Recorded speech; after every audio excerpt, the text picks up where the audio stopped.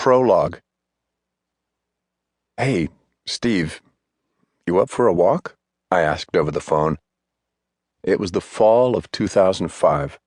Steve Jobs and I had asked each other that question countless times over the past 10 years, but this time was different. Steve had turned 50 earlier that year, and the burden of cancer and surgery was taking its toll. For a while now, we had kept our talks and walks light. Steve had enough on his hands at Apple. In the past year, he had introduced a new line of iPods, including the brand new iPod Shuffle and iPod Nano that continued to usher in a new era of music listening. Today, though, I had something specific on my mind. I was on Pixar's board of directors, having previously served as Pixar's chief financial officer and a member of its Office of the President. I had been considering this particular matter for a while, and I felt it was time to broach it.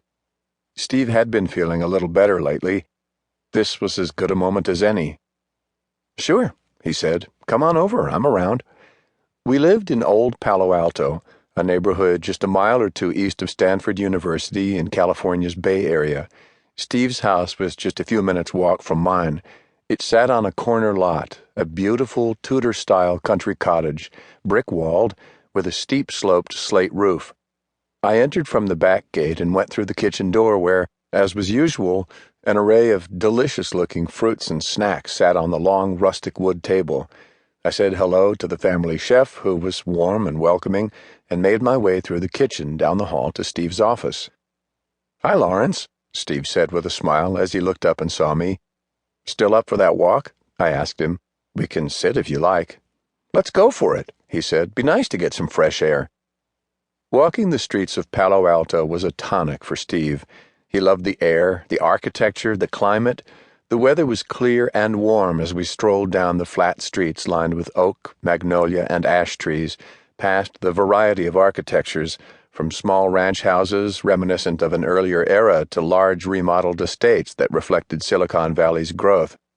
After we caught up for a few minutes, I brought up what I wanted to discuss. "I'd like to talk about Pixar's stock price," I said. "What's on your mind?" Steve asked. "I think Pixar's at a crossroads," I said. "Its valuation is too high to stay still. If we have any miss at all, even a small one, Pixar's value could be cut in half overnight, and half of your wealth will go with it." I paused and then added, "We're flying too close to the sun."